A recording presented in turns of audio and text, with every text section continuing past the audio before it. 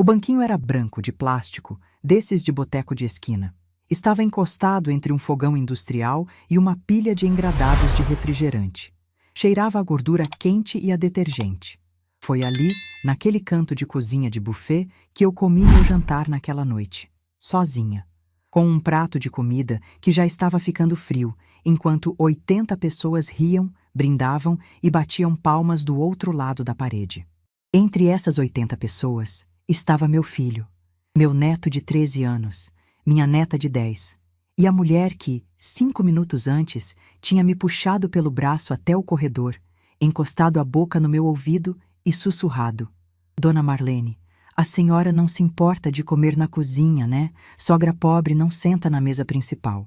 Eu sorri, peguei meu prato e fui. Meu nome é Marlene Duarte Fonseca. Tenho 67 anos.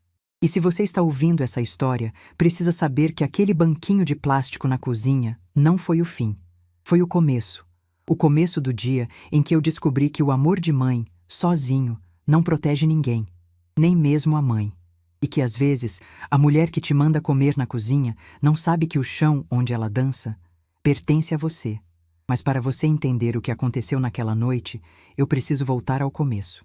Preciso te contar quem é Marlene, de onde ela veio, o que ela aguentou, e por que, quando aquele advogado entrou no salão com uma pasta na mão, as pernas da minha nora começaram a tremer. Eu nasci e cresci em Sorocaba, interior de São Paulo, num bairro simples chamado Jardim Santa Rosália. Meu pai era pedreiro, minha mãe lavadeira. Não tínhamos muito, mas o pouco que tínhamos era honesto. Minha mãe me ensinou a costurar antes de eu aprender a escrever. Dizia que mulher que sabe costurar nunca passa fome, porque sempre vai ter alguém precisando de um vestido ajustado, uma barra feita, um botão repregado. Ela estava certa. Foi a costura que me salvou a vida mais de uma vez. Conheci Geraldo aos 19 anos, num baile de São João da igreja do bairro.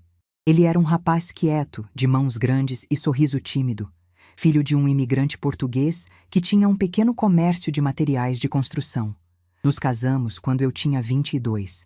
Não foi uma cerimônia grande, mas eu me lembro de cada detalhe. O vestido que eu mesma costurei, as flores que minha mãe colheu do quintal, o bolo que minha tia Aparecida fez de madrugada. Geraldo chorou quando me viu na porta da igreja. Eu nunca esqueci aquilo. Um homem que chora de felicidade ao ver a mulher que escolheu. Fomos felizes. Não daquele jeito de novela, com viagens e jantares caros. Felizes do jeito real. Geraldo trabalhava no comércio do pai durante o dia e fazia bicos de eletricista à noite. Eu costurava em casa, atendia as vizinhas, fazia ajustes para uma loja do centro. Juntamos dinheiro durante 3 anos e compramos nossa casa. Pequena, de 2 quartos, mas nossa. Quando Eduardo nasceu, Geraldo pintou o quarto do bebê de azul claro num fim de semana inteiro, com tinta que sobrou de uma obra. O berço foi emprestado pela vizinha. O enxoval eu costurei peça por peça. Eduardo foi o nosso mundo. Geraldo, que tinha crescido quase sem pai, porque o dele trabalhava 14 horas por dia, jurou que seria diferente. E foi. Levava o menino na praça todo domingo, ensinava a andar de bicicleta, sentava no chão para brincar de carrinho. Eu ficava olhando os dois da janela da cozinha e pensava que a vida finalmente tinha me dado tudo o que eu precisava. Mas a vida tem esse costume de tirar justamente o que a gente mais precisa. Numa segunda-feira de março, Eduardo tinha 7 anos. Geraldo tomou café, como fazia todo dia. Reclamou de uma dor no peito, que ele disse que era besteira. Deve ser o café forte demais. Eu insisti para ele ir ao médico. Ele disse que ia depois. Às 9h30 da manhã, enquanto abria o comércio, Geraldo caiu. O coração dele simplesmente parou. Tinha 39 anos. Não vou descrever o que senti naquele dia porque não existem palavras que deem conta. Vou dizer apenas que quando me ligaram do hospital e eu cheguei lá correndo, com Eduardo no colo porque não tinha com quem deixar, a primeira coisa que pensei não foi em mim, foi no meu filho. Pensei, como é que eu vou criar esse menino sozinha? E foi exatamente o que eu fiz. Sem manual, sem rede de apoio, sem ninguém para me dizer que ia ficar tudo bem. Os primeiros meses depois da partida de Geraldo foram os mais sombrios da minha vida. A casa ficou grande demais. O silêncio da noite ficou pesado demais. Eu ouvia Eduardo rezando baixinho no quarto dele, pedindo para Deus trazer o pai de volta, e mordia o travesseiro para ele não me ouvir soluçar. De manhã, lavava o rosto, prendia o cabelo e colocava o café na mesa como se nada tivesse mudado, porque para ele eu precisava ser inteira, mesmo estando despedaçada por dentro. Minha mãe, Dona Irene, foi meu pilar naqueles meses. Vinha todo dia de manhã. Ficava com Eduardo enquanto eu resolvia papelada de inventário, burocracia, coisas que ninguém te ensina a lidar quando se perde alguém de repente. Foi ela que me disse, num fim de tarde em que eu estava quase desistindo de tudo: Marlene, a dor não vai embora se você fugir dela. Você precisa atravessar. Eu atravessei. E aqui estou. Geraldo deixou a casa quitada e um seguro de vida pequeno, que cobriu os custos imediatos e pouca coisa mais. O comércio do pai dele já estava em declínio e foi fechado meses depois. Eu precisava trabalhar. Voltei a costurar com tudo, mas não era suficiente. Então arrumei um emprego de auxiliar de cozinha num restaurante do centro, no turno da noite. De dia costurava, de noite cozinhava. Eduardo ficava com minha mãe até eu chegar. Foram anos difíceis. Eu me lembro de épocas em que contava as moedas no fundo da bolsa para decidir se comprava leite ou pão, porque para os dois não dava. Me lembro de noites em que costurava até às 3 da manhã para entregar uma encomenda no dia seguinte, com os olhos ardendo e as costas travadas. Me lembro de ir na escola do Eduardo com o vestido mais bonito que eu tinha, que era o único, e perceber que as outras mães olhavam para mim com pena. Eu odiava aquele olhar. Mas Eduardo nunca passou necessidade real. Nunca faltou comida, nunca faltou uniforme, nunca faltou material escolar.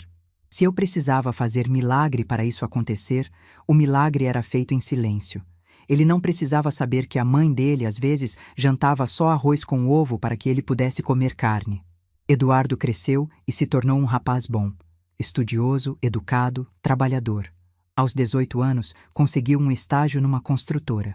Eu me lembro do dia em que ele chegou em casa com a notícia, os olhos brilhando. Eu o abracei e chorei no ombro dele. Naquela noite, pela primeira vez em 11 anos, eu dormi sem preocupação. Ele foi subindo na empresa devagar. Estagiário, depois auxiliar, depois assistente. Aos 25 anos, já era coordenador de obras. E foi nessa fase que conheceu Renata Monteiro. Eu me lembro do dia em que ele me falou dela pela primeira vez. Estava sentado nessa mesma cozinha onde eu conto essa história, tomando café comigo numa tarde de sábado, e disse com aquele sorriso que eu conhecia desde quando ele era menino: Mãe, conheci uma moça. Eu perguntei quem era, de onde vinha, o que fazia. Ele contou que era secretária executiva na construtora onde trabalhava, filha de Osvaldo Monteiro, dono de uma construtora de médio porte em Sorocaba. Fiquei quieta por um momento. Não por preconceito, mas por instinto. Aquele instinto de mãe que sente quando algo não encaixa perfeitamente. Eduardo era um rapaz humilde, trabalhador, filho de costureira. Renata era de outra realidade. Mas eu engoli minha preocupação e sorri. Disse que queria conhecê-la. O primeiro encontro foi num restaurante italiano no centro. Renata escolheu o lugar. Quando cheguei, ela já estava sentada com Eduardo, vestida com uma roupa que custava mais do que eu ganhava em 2 meses. Eu tinha colocado o meu melhor vestido, aquele florido que eu usava em ocasiões especiais, e um sapato de salto baixo que comprei na feira. Renata me cumprimentou com um sorriso que não chegava aos olhos. Apertou minha mão em vez de me dar um beijo no rosto. E durante todo o jantar, eu percebi o jeito como ela olhava para mim. Não era desprezo aberto, não era grosseria, era pior. Era aquele olhar de quem cataloga uma pessoa e a coloca numa prateleira baixa. O olhar de quem já decidiu que você não pertence ao mesmo mundo que ela. Quando pedi o prato mais barato do cardápio, porque me senti constrangida com os preços, vi Renata trocar um olhar rápido com Eduardo. Não sei o que aquele olhar significava, mas sei que doeu. Na volta para casa, Eduardo me perguntou se eu tinha gostado dela. Eu disse que sim. Era mentira? Não totalmente. Eu gostei do sorriso do meu filho quando olhava para ela. Gostei de ver ele feliz. E achei que, com o tempo, Renata se acostumaria comigo, me conheceria melhor e aquela parede invisível entre nós iria cair. Estava enganada. Aquela parede nunca caiu. Só ficou mais alta. O noivado veio 6 meses depois. Eduardo me contou por telefone, numa ligação rápida, quase como se estivesse comunicando uma decisão administrativa. Não me pediu opinião, não me perguntou o que eu achava. Disse que iam se casar e que a família de Renata cuidaria de tudo. Eu respondi que ficava feliz e desliguei. Sentei na cadeira da cozinha e fiquei olhando para o telefone durante muito tempo. Aquele menino que me contava tudo, que me pedia conselho para cada decisão, estava se tornando um estranho educado. Os meses seguintes foram de preparação para o casamento. A mãe de Renata, Dona Marta, assumiu o comando de tudo. Buffet, decoração, convites, lista de presentes. Eu fui consultada sobre exatamente nada. Quando me ofereci para ajudar, Renata disse que eu podia costurar as lembrancinhas. 80 lembrancinhas. Aceitei sem reclamar. Passei 3 meses costurando cada uma, bordando as iniciais dos noivos, escolhendo as fitas, montando com cuidado. Também bordei os 40 guardanapos personalizados que Renata pediu. Foram semanas de trabalho, de madrugadas com agulha na mão, de dedos furados. No dia do casamento, entreguei tudo impecável. Renata conferiu peça por peça, assentiu com a cabeça e disse: "Ficou bom, Dona Marlene. Ficou bom." 3 meses de trabalho resumidos em 2 palavras secas. No salão, procurei meu lugar na mesa. A mesa principal tinha 20 lugares. Os noivos, os pais de Renata, os padrinhos, os tios importantes, os amigos influentes. Eu fui colocada numa mesa lateral, quase encostada na parede, junto com 2 primos distantes de Eduardo, que eu mal conhecia, e uma tia-avó de Renata que dormiu no meio da festa. 15 metros. Era a distância entre mim e meu filho no dia mais importante da vida dele. 15 metros e um mundo inteiro de diferença. Quando o pai de Renata fez o brinde, levantou a taça e agradeceu a todos que ajudaram na organização. Mencionou a esposa, os padrinhos, a equipe do buffet. Não mencionou a mulher que costurou cada lembrancinha e cada guardanapo daquela festa. Eu não existia naquela narrativa. Eduardo me olhou de longe uma única vez durante a festa. Levantou a taça na minha direção com um sorriso tímido. Era o mesmo sorriso do menino que me mostrava o boletim da escola. Mas agora, aquele sorriso vinha de 15 metros de distância. E a distância só ia aumentar. Na volta para casa, sozinha no banco de trás de um táxi, eu me permiti chorar. Não de tristeza por estar perdendo meu filho, mas por perceber que talvez ele já não fosse mais meu havia muito tempo. E que eu, sentada naquela mesa do canto, comendo sozinha enquanto o mundo dele acontecia longe de mim, estava tendo um vislumbre do que seria o resto da minha vida. Eu só não sabia que ia ser muito pior do que imaginava. E que um dia seria justamente a mulher que me colocou naquela mesa do canto que iria tremer diante de mim. Depois do casamento, eu me convenci de que as coisas iam melhorar. Que era só questão de tempo. Que Renata ia se acostumar comigo, ia me conhecer de verdade, e aquela distância entre nós ia se dissolver como açúcar no café. Eu acreditava nisso porque precisava acreditar. Porque a alternativa, que era aceitar que meu filho tinha escolhido uma mulher que me desprezava, era pesada demais para carregar. Eduardo e Renata se mudaram para um apartamento financiado num condomínio novo, desses com portaria, piscina e academia. Era bonito, moderno e completamente fora da realidade que Eduardo conhecia.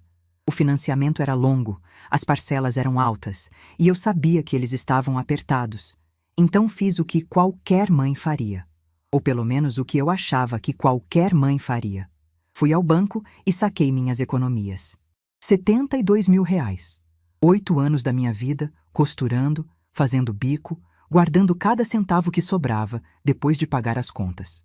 Aquele dinheiro era meu colchão de segurança, minha garantia de que se qualquer coisa acontecesse, eu não ficaria desamparada. Entreguei tudo para Eduardo, numa manhã de sábado, num envelope pardo. Disse que era para ajudar na entrada do apartamento.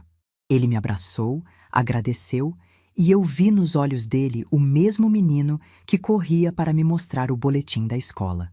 Renata não estava presente na hora. Eduardo me disse depois que ela tinha ficado feliz com a ajuda.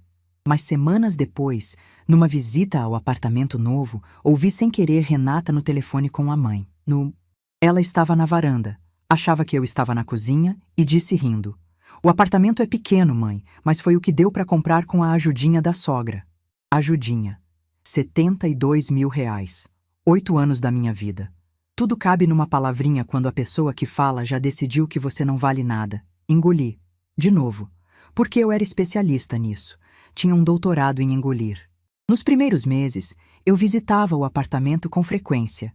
Levava comida pronta, ajudava com a limpeza, tentava me fazer presente sem ser invasiva. Renata aceitava a comida, mas nunca elogiava. Deixava os potes na geladeira e às vezes eu encontrava a comida intocada na visita seguinte, já passada do prazo, jogada fora. Eu via aquilo e fingia que não doía, mas doía. Cada pote no lixo era um pedaço do meu esforço sendo descartado.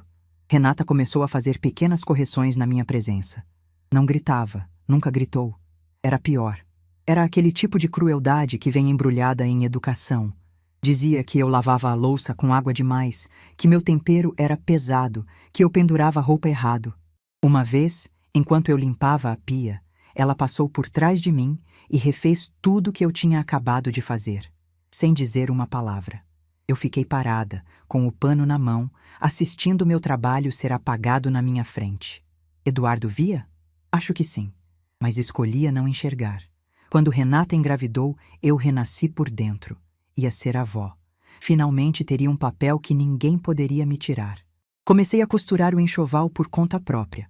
Bodes, macacõezinhos, babadores, tudo à mão, com tecidos que escolhi um por um na loja de armarinho. Bordei o nome do bebê, Bernardo, que Eduardo me contou em segredo antes do anúncio oficial. Aquele segredo compartilhado me fez sentir que meu filho ainda era meu. Bernardo nasceu numa noite de outubro. Eduardo me ligou às 3 da manhã. Eu peguei um táxi e fui para o hospital com o coração disparado. Quando cheguei, a mãe de Renata, Dona Marta, já estava lá, sentada na poltrona ao lado da cama, segurando a mão da filha. Eu entrei no quarto e Dona Marta me olhou como se eu fosse a enfermeira vindo trocar o lençol. Fiquei no canto do quarto, em pé, sem saber onde me colocar. Quando Bernardo foi trazido pela enfermeira, eu estendi os braços para segurá-lo. Renata disse sem me olhar nos olhos: "Melhor não, Dona Marlene. Ele é muito novinho, é frágil." Dona Marta, que havia pegado o bebê minutos antes, não disse nada. Eduardo também não. Eu baixei os braços devagar.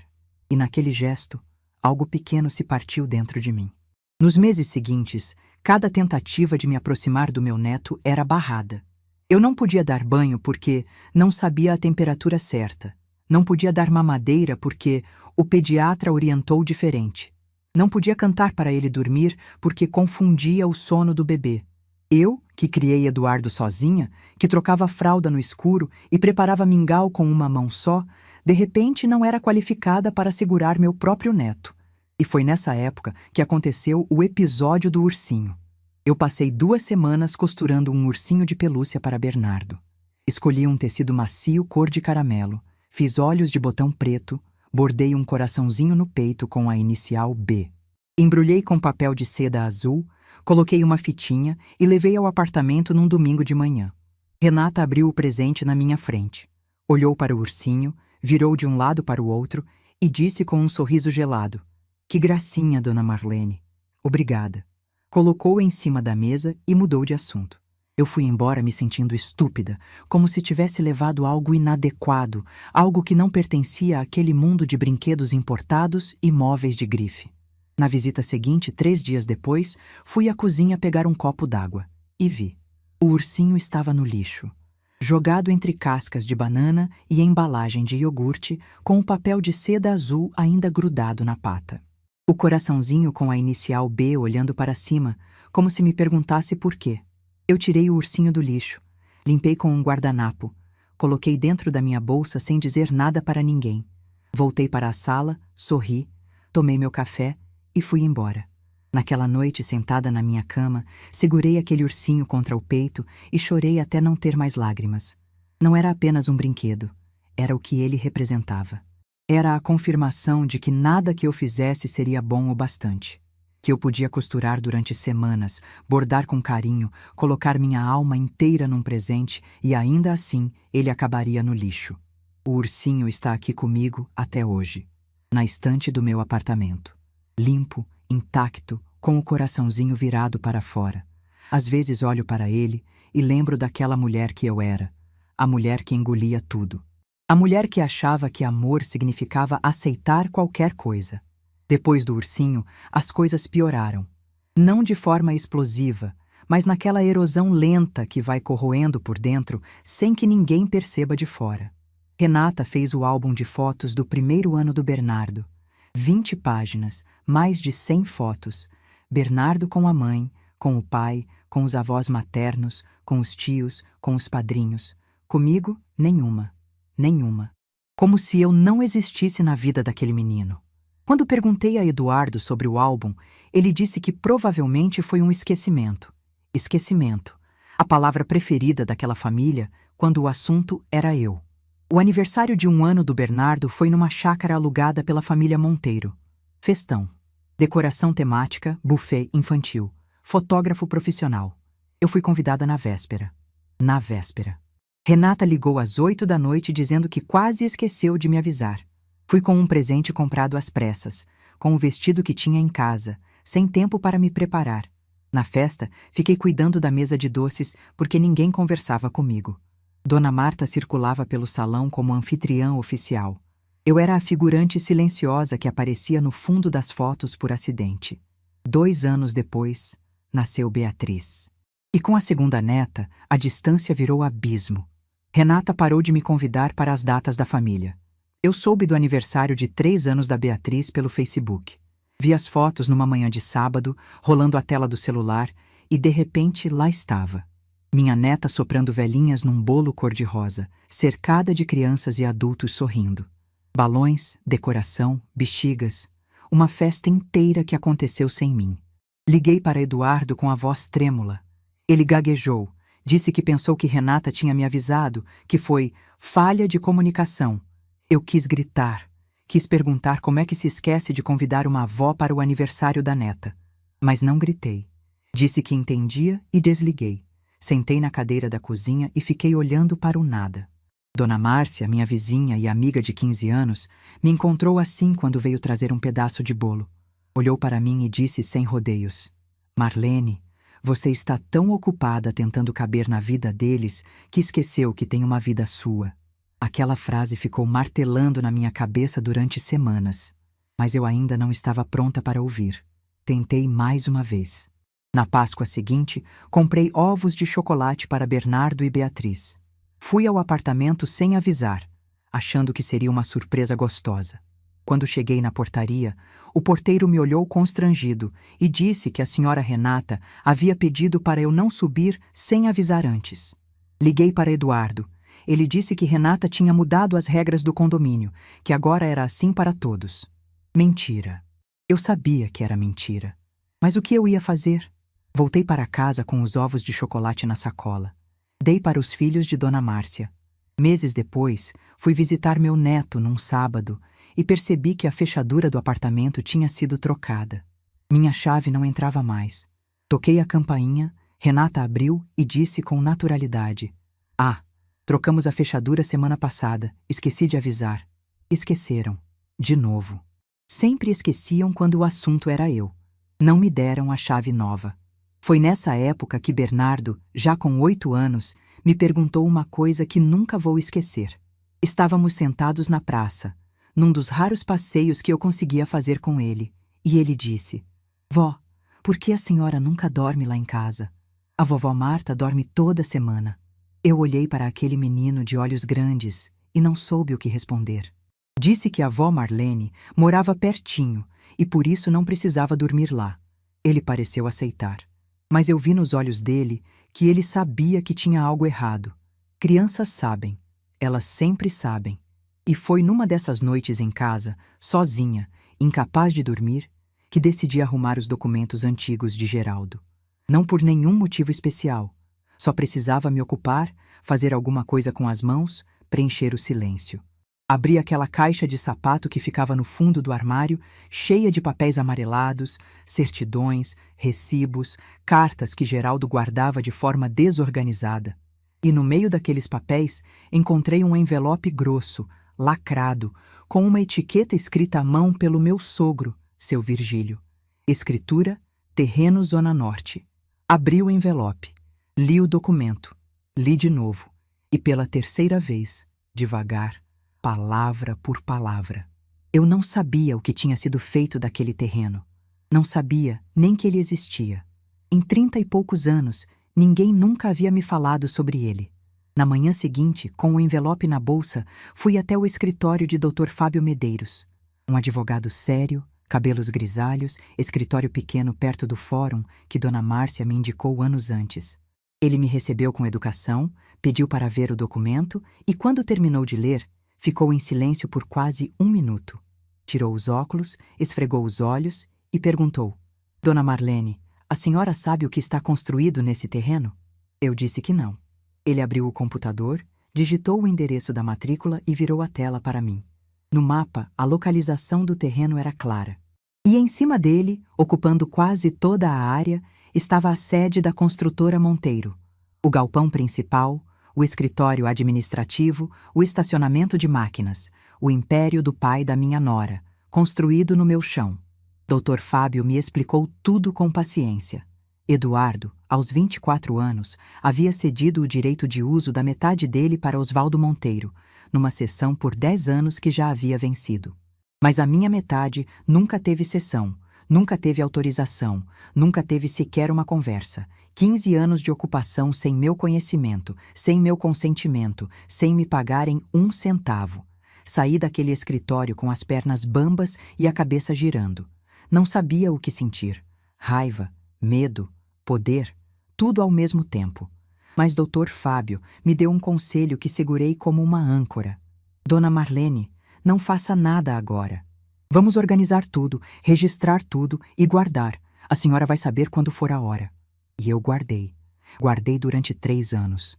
3 anos de ursinho no lixo, de festas sem convite, de fechaduras trocadas, de portaria bloqueada, de netos que perguntavam por que a avó nunca dormia na casa deles. Guardei até o dia em que minha nora encostou a boca no meu ouvido e me mandou comer na cozinha. Aí eu soube. Era a hora. 3 anos.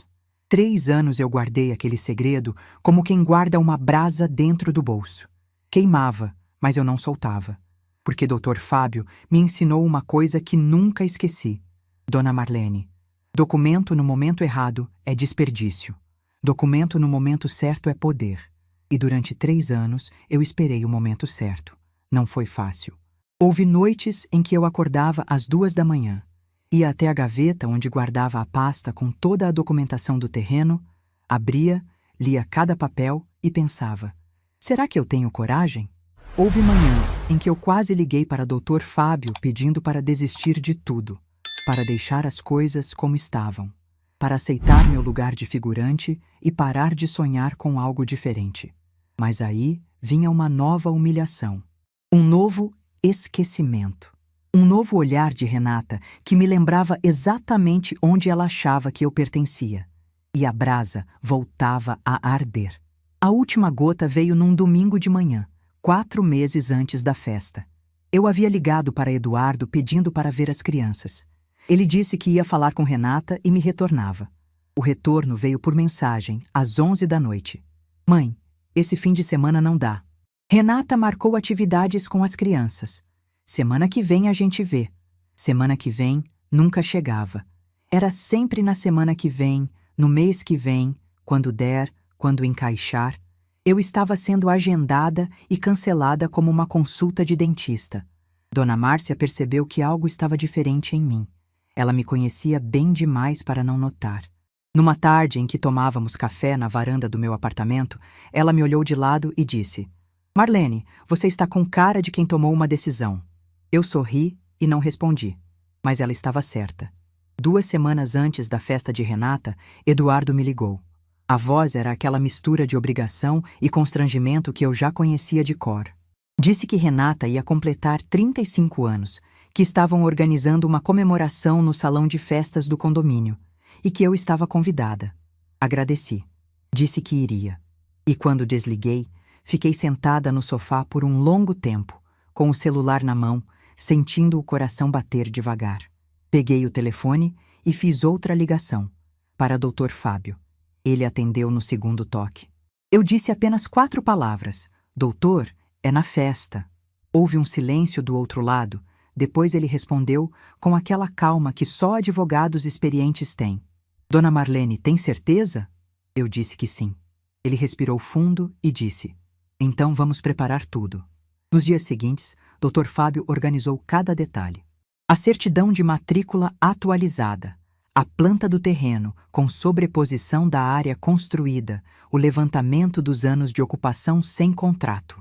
Tudo encadernado, tudo com firma reconhecida, tudo numa pasta de couro preta que ele comprou especialmente para a ocasião.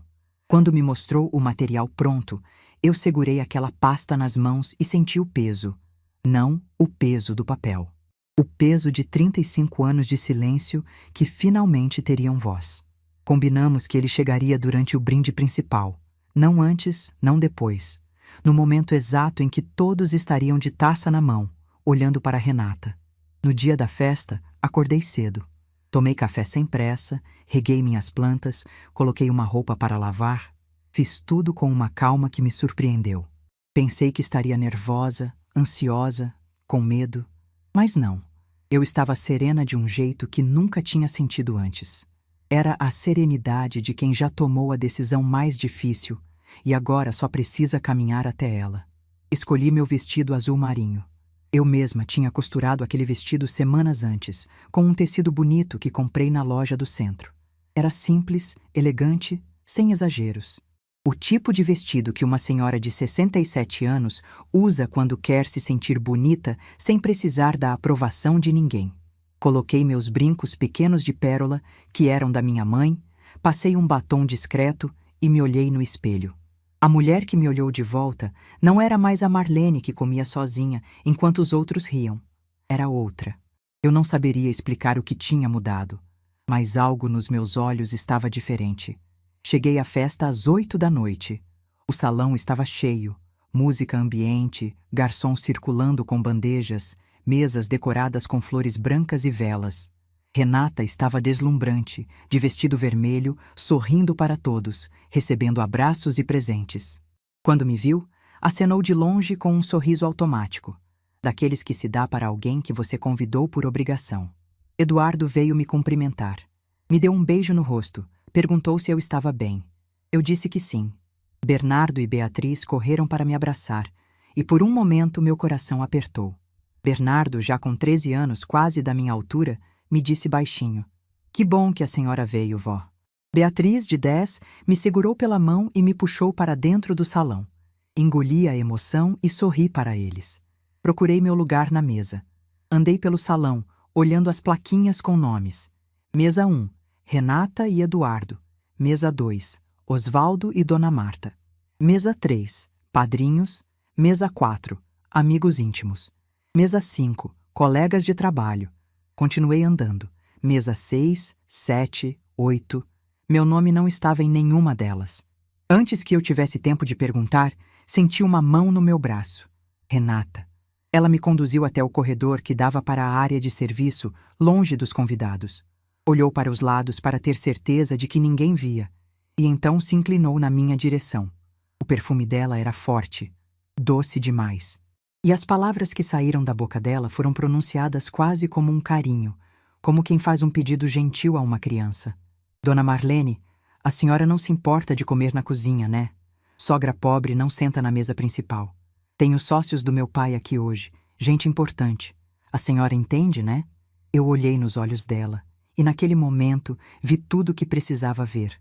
Não havia remorso naqueles olhos. Não havia constrangimento. Havia a certeza absoluta de que eu aceitaria. Como sempre aceitei. Como sempre engoli. Sorri. Um sorriso calmo, sem raiva, sem lágrima. E disse: claro, Renata, sem problema nenhum. Peguei um prato no buffet. Servi arroz, um pedaço de carne, salada. Caminhei até a cozinha do salão de festas com o prato nas mãos. Passei pela porta de serviço e sentei naquele banquinho branco de plástico entre o fogão industrial e os engradados de refrigerante. Uma garçonete me olhou assustada. Eu disse que estava tudo bem, que eu preferia ficar ali. Ela não insistiu, mas vi pena nos olhos dela. E pena era a última coisa que eu queria de alguém. Comi devagar. Cada garfada era consciente. Eu mastigava ouvindo a música, as risadas, o burburinho das conversas que aconteciam do outro lado. Não estava com raiva. Não estava triste. Estava contando os minutos. Porque eu sabia o que vinha depois. Às 9h30, o DJ baixou a música. Ouvi a voz de Renata no microfone, agradecendo a presença de todos, dizendo como se sentia abençoada por ter tantas pessoas especiais na vida dela. Listou os pais, o marido, os filhos, as amigas. Agradeceu aos sócios do pai pela parceria de anos. Pediu uma taça de champanhe para brindar. Eu me levantei do banquinho, deixei o prato na pia. Alisei meu vestido azul marinho e caminhei até a porta que separava a cozinha do salão. Fiquei ali parada, encostada no batente, observando. 80 pessoas de taça levantada, olhando para Renata com sorrisos. Foi quando a porta principal do salão se abriu. Dr. Fábio entrou com passos firmes e tranquilos. Terno escuro, gravata discreta, a pasta de couro preta debaixo do braço. Ele não estava com pressa, não estava nervoso. Caminhou até o centro do salão com a naturalidade de quem foi convidado para a festa. O burburinho começou imediatamente. Quem é esse senhor? Alguém conhece? Renata franziu a testa. Eduardo olhou para a mãe de Renata sem entender. Osvaldo Monteiro, que estava sentado na mesa 2 com um charuto apagado entre os dedos, estreitou os olhos. Dr. Fábio parou no centro do salão, ao lado da mesa do bolo. Pediu licença com educação e sua voz era firme, mas cortês. Boa noite a todos, peço perdão pela interrupção. Meu nome é Fábio Medeiros, sou advogado e estou aqui a pedido da minha cliente, a senhora Marlene Duarte Fonseca. Ele fez uma pausa. Olhou na minha direção. Eu estava parada na porta da cozinha, com as mãos cruzadas na frente do corpo. Assenti com a cabeça. Ele abriu a pasta. Tenho aqui a certidão de matrícula atualizada do terreno registrado sob o número 4712, localizado na zona norte de Sorocaba. O terreno possui área total de 3.800 metros quadrados e encontra-se, em sua totalidade, sob a edificação conhecida como sede da construtora Monteiro. Osvaldo se levantou da cadeira, a boca aberta, o charuto caindo no prato. Doutor. Fábio continuou sem alterar o tom. A proprietária de 50% deste terreno é a senhora Marlene Duarte Fonseca, conforme partilha homologada após o falecimento de seu cônjuge, Geraldo Duarte Fonseca. Não existe, em nenhum cartório ou registro, qualquer contrato de cessão, arrendamento, comodato ou autorização de uso assinado pela proprietária. O uso do terreno pela construtora Monteiro é, portanto, irregular. O silêncio que caiu naquele salão era de outro mundo. Era o tipo de silêncio que tem peso, que tem textura, que pressiona os ouvidos. 80 pessoas paradas como estátuas, com as taças de champanhe suspensas no ar. E então, eu vi. Vi as pernas de Renata tremerem. Primeiro os joelhos, depois as mãos. A taça de champanhe balançou e ela precisou segurá-la com as 2 mãos para não derrubar. O rosto dela perdeu a cor em questão de segundos. Aquela mulher que 10 minutos antes me mandou comer na cozinha, que me chamou de sogra pobre, que decidiu que eu não merecia sentar entre gente importante, agora não conseguia manter as próprias pernas firmes. Eduardo me olhou do outro lado do salão. Os olhos arregalados, a boca entreaberta. Não era raiva o que eu vi no rosto dele, era espanto, como se estivesse vendo a mãe pela primeira vez na vida. Osvaldo tentou se recompor. Deu 2 passos na direção de Dr. Fábio, apontou o dedo e disse com a voz alterada: Isso é um absurdo. Isso é uma armação.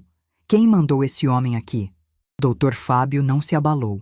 Respondeu com a mesma calma: Senhor Osvaldo, esta é uma notificação extrajudicial formal, entregue diante de testemunhas.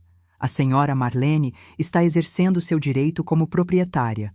Qualquer contestação pode ser feita pelos meios legais apropriados.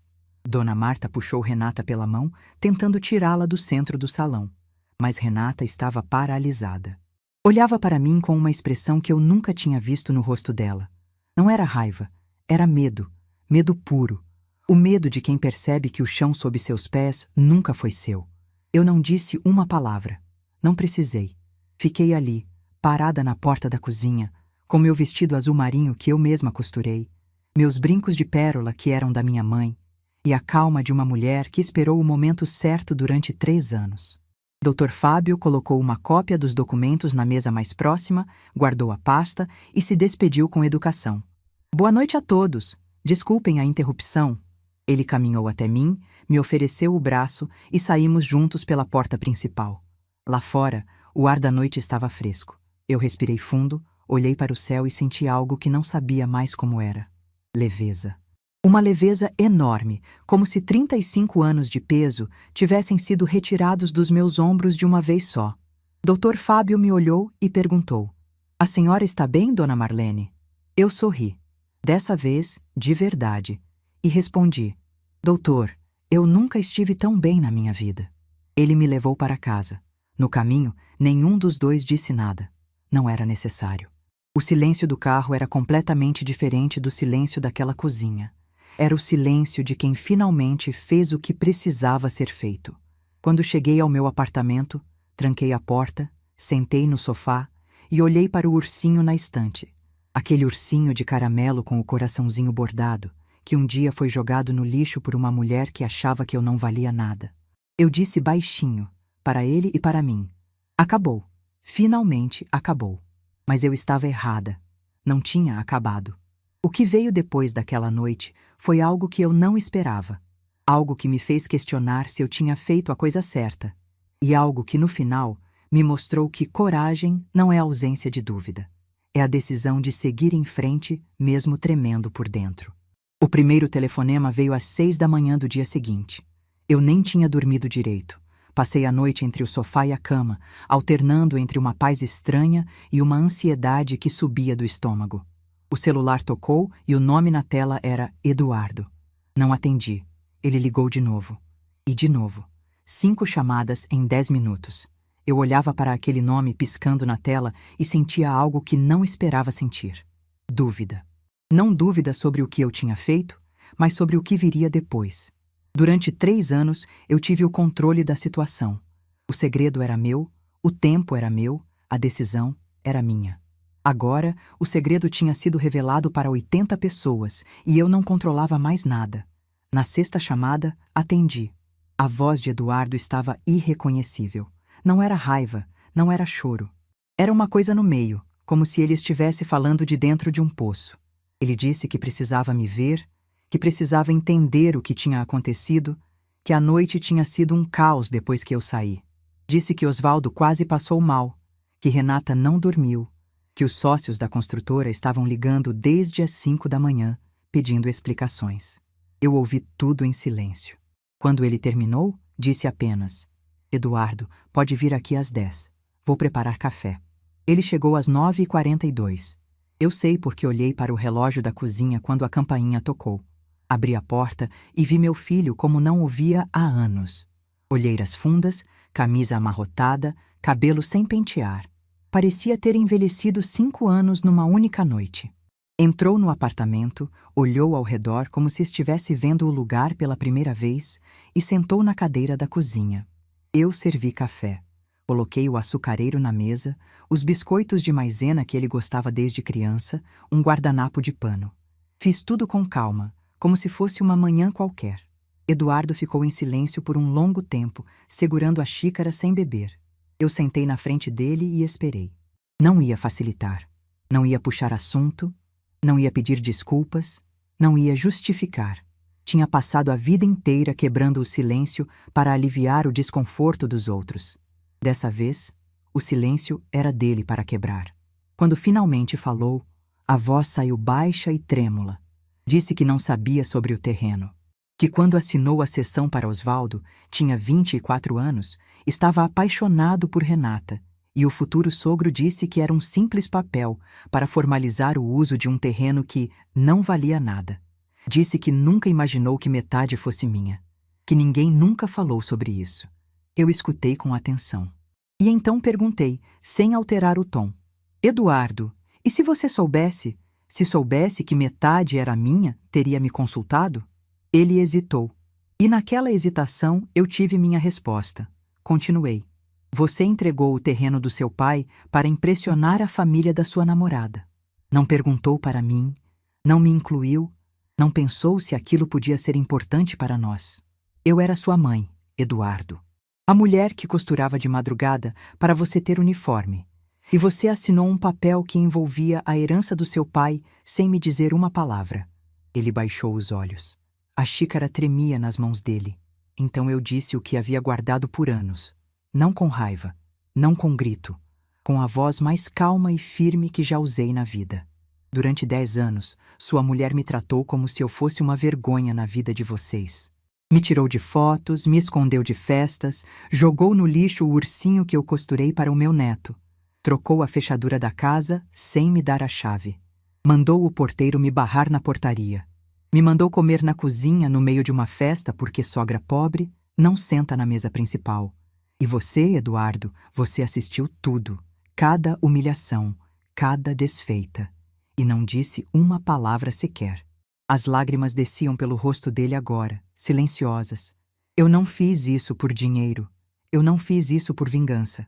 Eu fiz porque chegou o dia em que a sogra pobre precisou mostrar que o chão que vocês pisam sempre foi dela. Aquela frase ficou suspensa no ar entre nós dois. Eduardo me olhou como se estivesse vendo uma estranha. Mas não era eu que era estranha para ele. Era ele que havia esquecido quem eu era. Ele tentou falar várias vezes. Abria a boca, fechava, passava a mão no rosto. Finalmente perguntou o que eu pretendia fazer. Se ia tomar o terreno, se ia fechar a construtora, se ia destruir a vida deles. Eu tomei um gole de café antes de responder. E disse com clareza: eu não quero destruir nada, Eduardo. Eu quero o que é justo. Reconhecimento da minha propriedade, pagamento pelos anos de uso e um contrato decente daqui para frente. Se a construtora do seu sogro quiser continuar operando no meu terreno, vai me pagar pelo direito, como deveria ter feito desde o início. Ele perguntou se eu não podia simplesmente esquecer, deixar como estava, fazer de conta que nada tinha acontecido. E pela primeira vez naquela conversa, eu senti uma pontada de algo que talvez fosse decepção. Porque depois de tudo que eu disse, depois de todas as humilhações que descrevi, meu filho ainda estava me pedindo para engolir.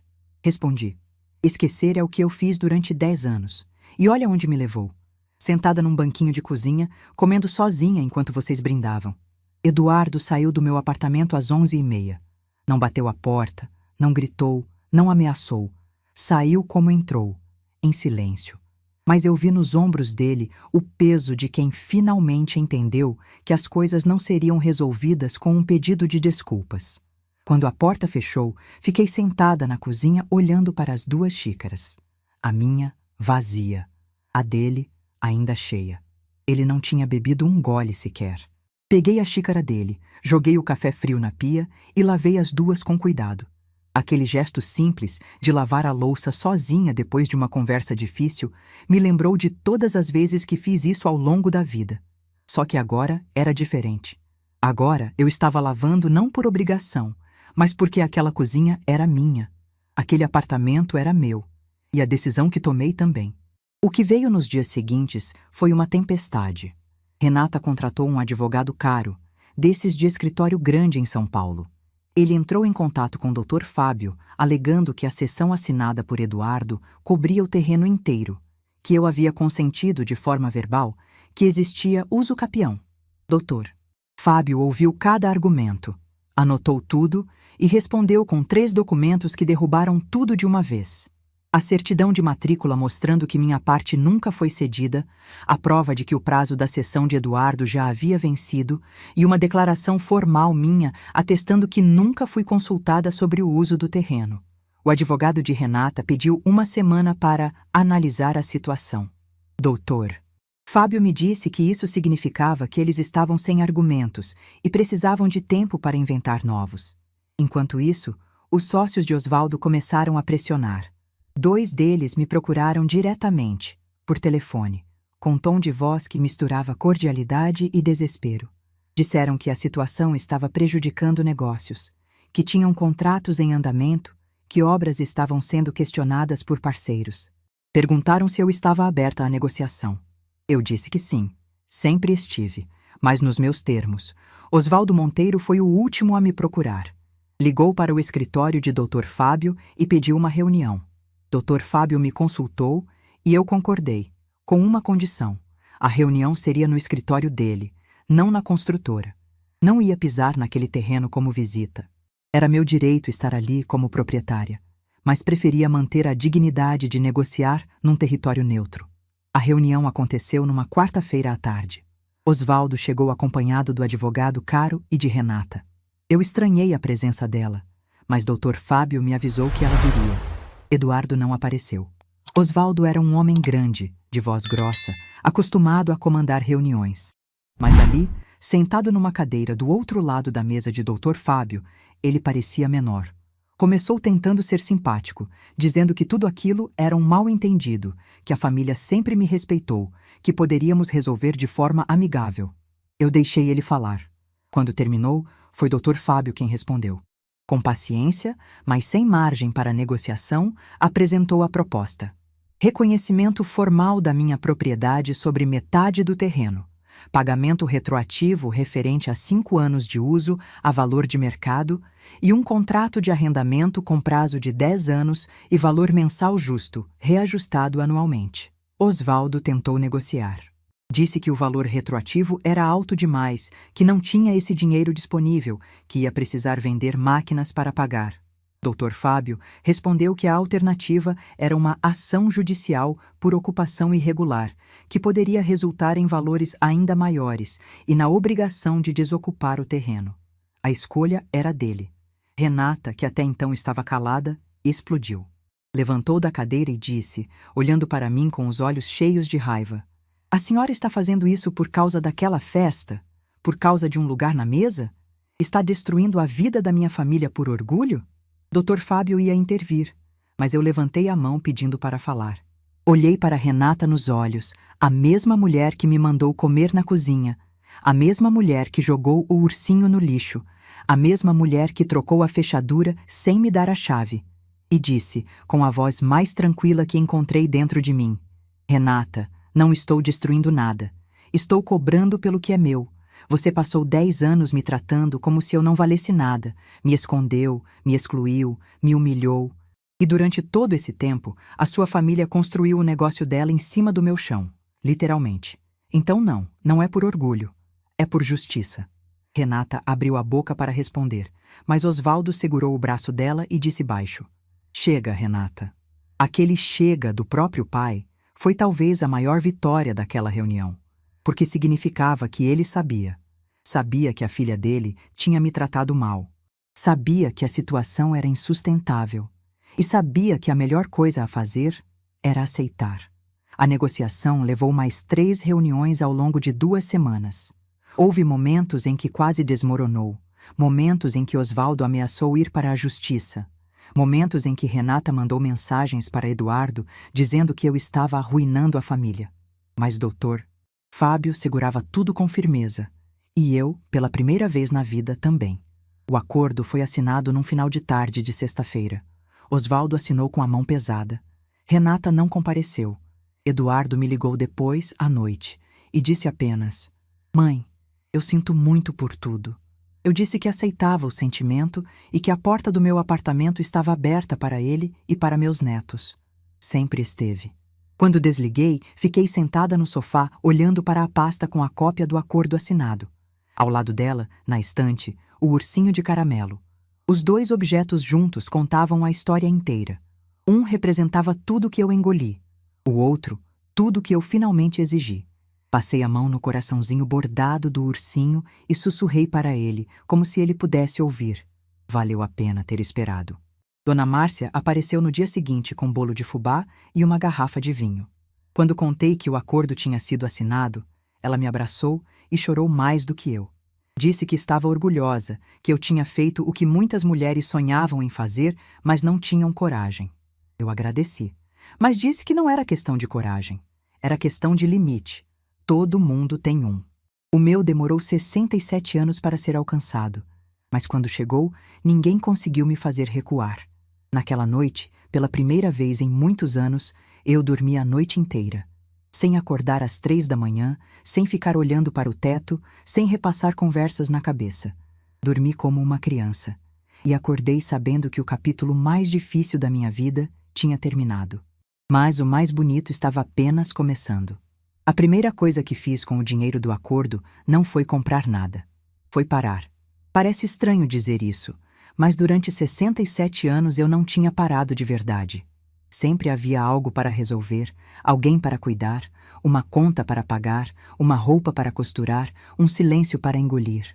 Minha vida inteira foi um longo corredor de obrigações, e eu caminhava por ele sem levantar a cabeça, sem olhar para os lados, sem me perguntar se aquele corredor levava para algum lugar que eu realmente quisesse estar. Então, na semana seguinte à assinatura do acordo, eu não fiz nada. Acordei sem despertador. Tomei café olhando a cidade pela varanda. Li o jornal inteiro, da primeira à última página. Reguei minhas plantas com calma, conversando com elas como minha mãe fazia. Almocei o que me deu vontade. Cochilei na poltrona com o sol batendo nas pernas. E quando a noite chegou, percebi que tinha passado um dia inteiro sem sentir medo, sem sentir culpa, sem sentir que estava sobrando em algum lugar. Aquele dia valeu mais do que qualquer quantia que caiu na minha conta. Nas semanas seguintes, organizei minha vida de um jeito que nunca tinha feito antes. Quitei o apartamento, que ainda tinha algumas parcelas pendentes. Reformei a cozinha e o banheiro, que precisavam de reparos. Pintei as paredes de cores que eu escolhi. A sala de um amarelo claro que lembrava sol de manhã, o quarto de um azul suave que me acalmava. Comprei uma estante nova para os livros que sempre quis ter e nunca tive espaço, porque na outra casa os livros ficavam empilhados num canto do quarto, como se fossem intrusos. Dona Márcia me acompanhou numa ida ao centro para comprar cortinas novas. Eu escolhi um tecido leve, cor de pérola, que deixava a luz entrar filtrada pela manhã. Ela me olhou e disse: Marlene, faz tempo que eu não te vejo escolher alguma coisa com esse brilho no olho. Eu ri, e era verdade. Eu tinha esquecido como era bom escolher. Escolher uma cor, um tecido, um móvel. Escolher sem pedir permissão, sem esperar aprovação. Mas o momento que mudou tudo de verdade não foi a reforma. Foi o mar. Eu nunca tinha visto o oceano. Parece impossível, uma mulher de 67 anos que mora a 2 horas do litoral e nunca pisou na areia de uma praia. Mas era a minha realidade.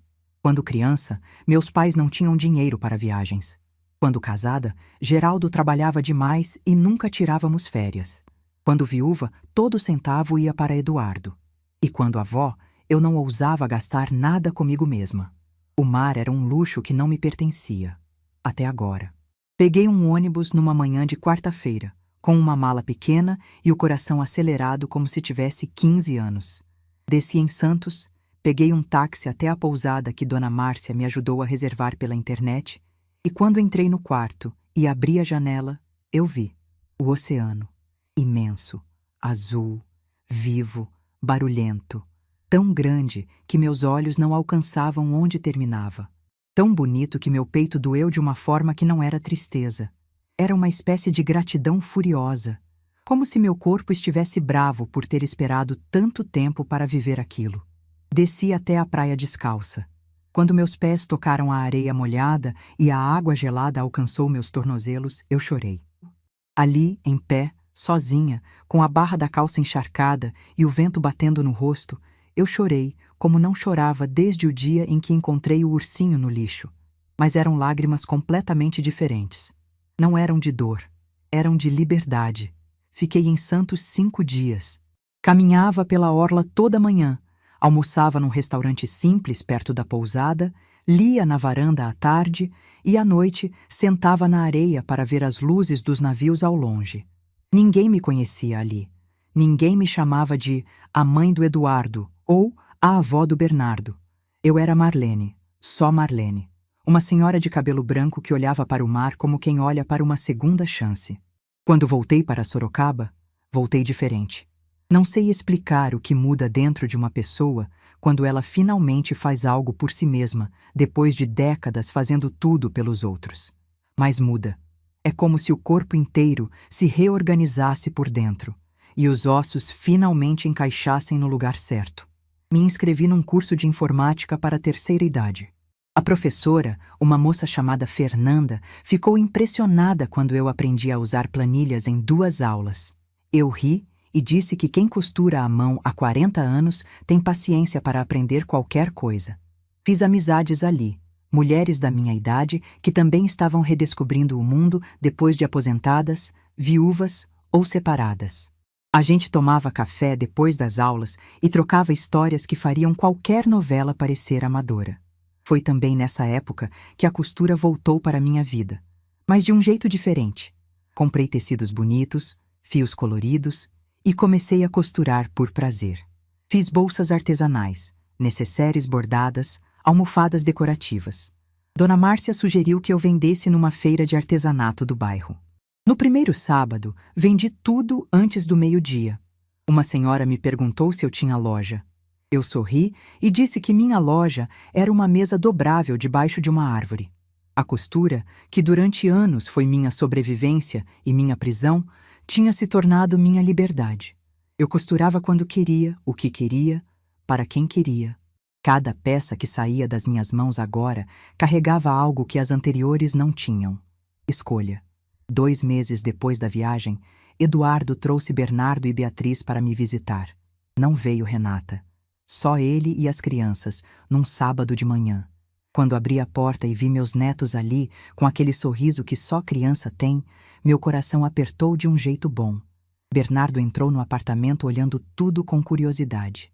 Viu os livros na estante, as plantas na varanda, as cortinas novas, os quadros que eu tinha comprado numa loja de artesanato. Parou diante da estante e viu o ursinho de caramelo. Pegou com cuidado, olhou o coraçãozinho bordado e perguntou: Vó, foi a senhora que fez isso? Eu disse que sim, que tinha feito para ele quando era bebê. Ele ficou em silêncio um momento, segurando o ursinho. Depois disse com aquela seriedade que só adolescente de 13 anos tem: É bonito, vó. A senhora faz coisas bonitas. Aquela frase simples me curou de algo que eu nem sabia que ainda doía. Beatriz, de 10 anos, se encantou com as almofadas coloridas que eu tinha espalhado pelo sofá. Perguntou se eu podia ensinar ela a bordar.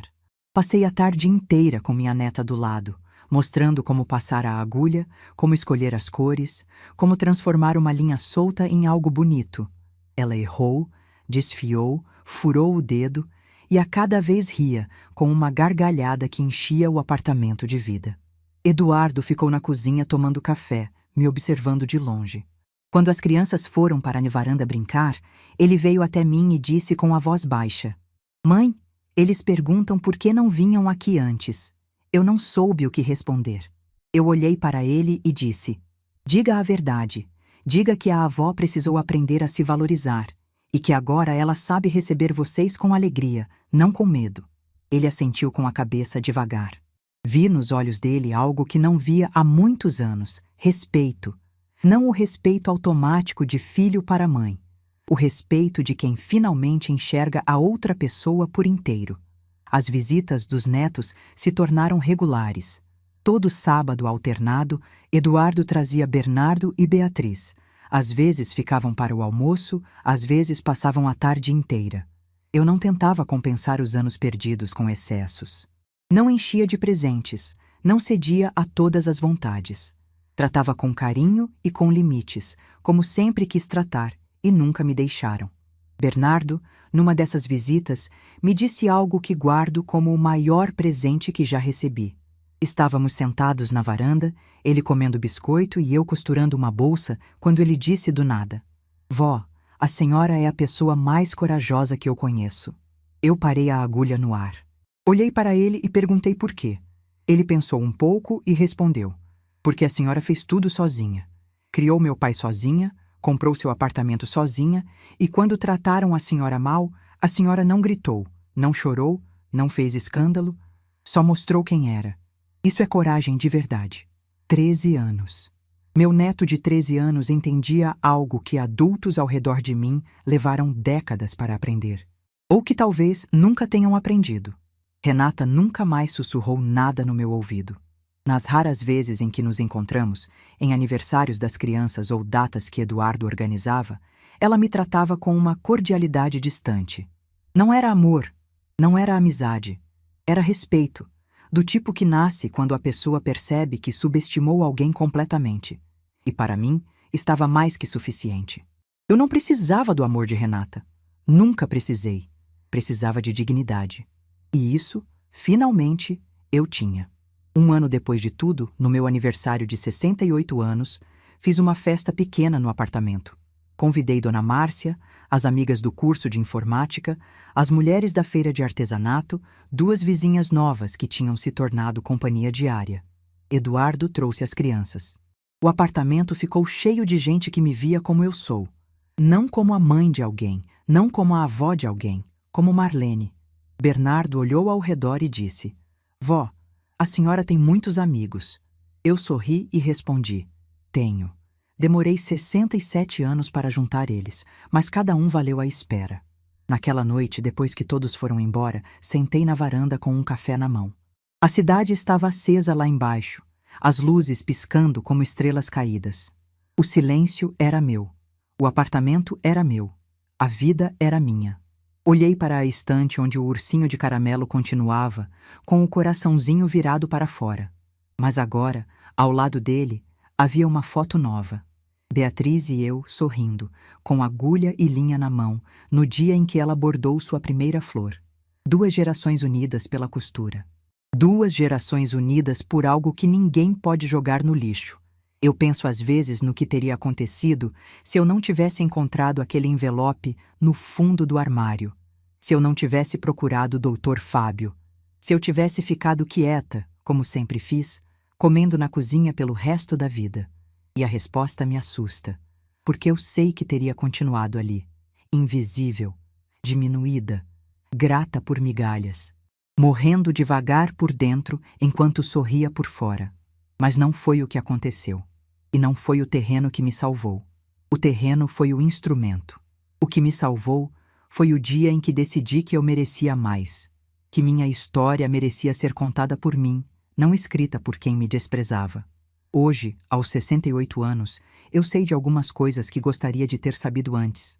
Sei que amor que exige silêncio não é amor. Sei que família que exige diminuição não é família. Sei que respeito não é um presente que os outros te dão. É um direito que você exige. E sei que nunca, em hipótese nenhuma, é tarde demais para exigir. Minha mãe, Dona Irene, me disse uma vez que mulher que sabe costurar nunca passa fome. Ela estava certa, mas eu acrescentaria uma coisa. Mulher que sabe o próprio valor nunca mais aceita comer na cozinha. Se você está me ouvindo e se identificou com alguma parte dessa história, eu quero que saiba de uma coisa. O banquinho de plástico não é o seu destino. Ele é só o lugar onde você está agora. E entre o lugar onde você está e o lugar onde você merece estar, existe uma decisão. Só uma. A decisão de se levantar. Eu me levantei. E descobri que o mundo inteiro estava esperando por mim do outro lado daquela porta de cozinha. Se essa história tocou seu coração, deixe seu like, se inscreva no canal e comente aqui embaixo. No meu lugar, o que você faria? Sua mensagem pode iluminar o dia de alguém.